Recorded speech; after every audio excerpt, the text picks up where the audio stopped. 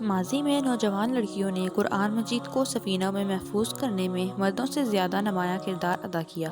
پہلے زمانے میں پرنٹنگ پریس تو نہیں ہوتے تھے، اس لیے قرآن مجید کو ہاتھ سے لکھا جاتا تھا۔ اتنے کاتب مرد بھی نہیں ہوتے تھے جو ہزاروں کی تعداد میں قرآن لکھتے اور ہر گھر میں قرآن مجید پہنچایا جاتا۔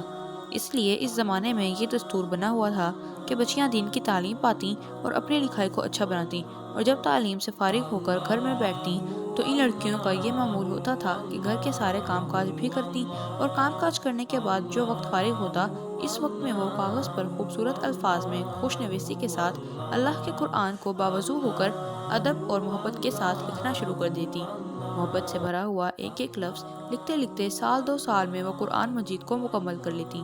پھر ماں باپ اس قرآن مجید پر سنہری جلد بنوا دیا کرتے تھے، اور جب اس بچی کی شادی ہوتی تو اس کو جہیز میں وہ سنہری قرآن ساتھ دیا جاتا تھا۔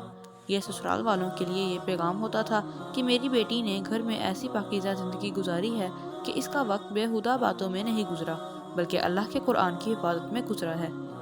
اس وقت ہر نوجوان لڑکی اپنے لیے قرآن لکھ کر جہیز میں ساتھ لے جایا کرتی تھی۔ چنانچہ لاکھوں کی تعداد میں قرآن مجید لکھے گئے۔ اللہ تعالیٰ نے یہ شرافت عورتوں کو بھی عطا کی کہ قرآن مجید کی حفاظت میں انہوں نے کردار ادا کیا۔ کل قیامت کے دن قرآن مجید ان کی شفاعت کرے گا اور اللہ رب العزت کے ہاں ان کو بلند درجات ملیں گے۔